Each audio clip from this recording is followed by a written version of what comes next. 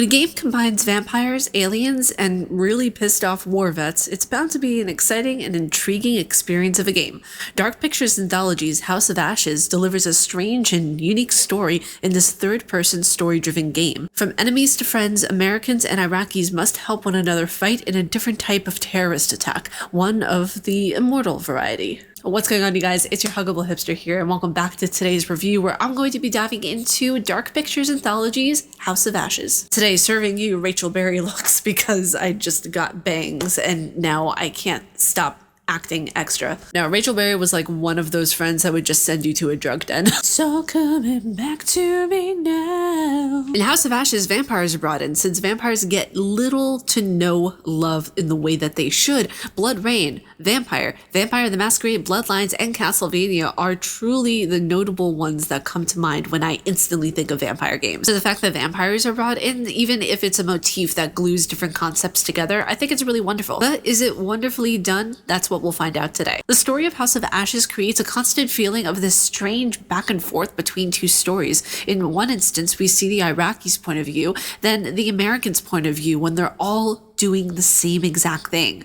Surviving. During the game and going through different things but in same sequences of events, because you'd see the Iraqis doing one thing and then you see the Americans doing another thing, but it would be in exactly the same area, if that makes sense. Different QuickTime events and other things that make Dark Pictures Anthologies what it is in a nutshell.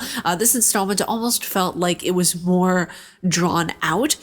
And it was more kind of just, okay, where are we going? Is this getting to a point A, point B, point C? It wasn't really moving as fast as the other games. Towards the end, I was really able to feel the story and the connection that the characters had, but in the beginning of the game, it just felt incredibly boring with minimal intrigue. Now, here's the part I was really excited about. I was really happy about vampires. It filled my heart with joy, and that joy slowly turns into confusion.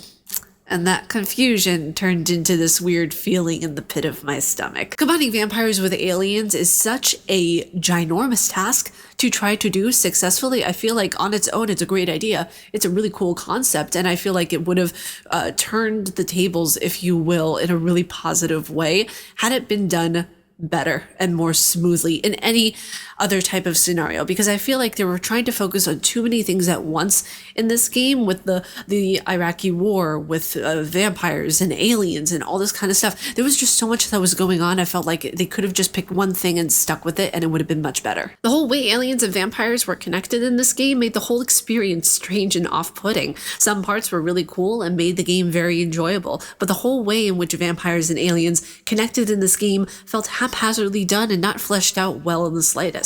Bringing enemies together to exercise a bigger threat is something that I feel is the main message of this game. We may not like certain people, but finding a common ground is key for survival.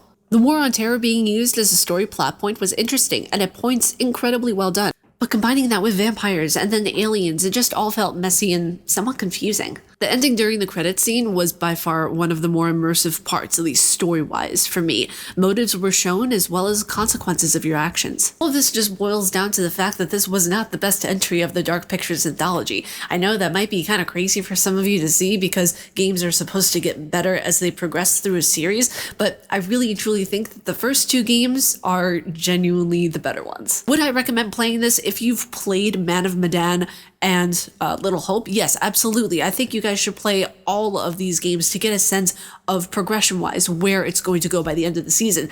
I can't wait for The Devil in Me. I think that that game is going to be really good because I saw at the end of House of Ashes a kind of what was it? Kind of a teaser of what it's going to be, and it just looks right on my alley. It looks so Outlast. It looks just so freaking cool, especially with that skull dude that has like all the bits and bobs and screws and everything. It's just, oh my god, I'm so excited. But if you guys like my face and what I do, please be sure to subscribe and hit that bell down below. I make videos every day here on YouTube. May you find your worth in the waking world of your hunter, stay casually nerdy, and I will see you all in the next video. See you guys.